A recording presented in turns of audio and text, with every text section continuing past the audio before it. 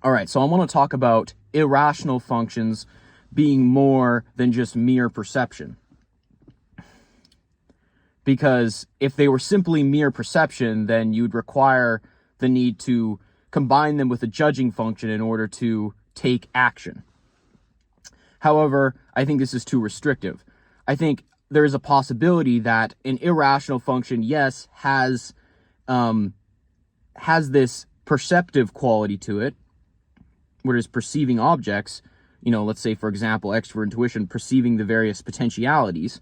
However, there is also an impulse response there as well, a reactivity, where, it may perceive these potentialities, but then there is also a response to action to, let's say, for example, experiment and combine different things to create something new. Or if you want to take a more physical example, take extroverted sensing. Yes, there is a perception of the physical properties, but then there may also be a reaction to said properties and perhaps an impulse to action as well. I think this is why someone like Host Eric will call SE and NE action functions, because yes, there is perception there, but it's more than just mere perception.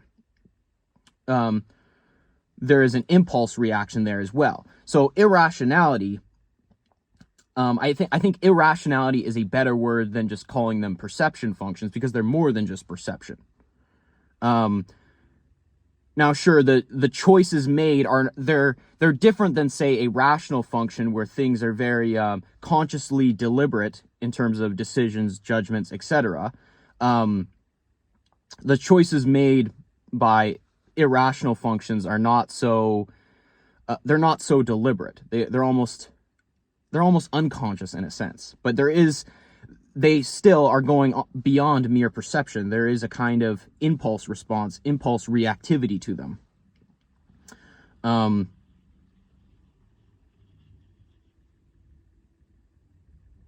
So yeah.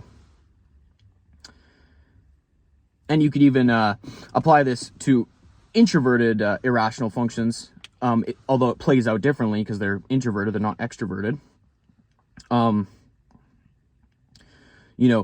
Introverted sensation or introverted intuition, yes, there's a perception up front, but then there is also a reaction.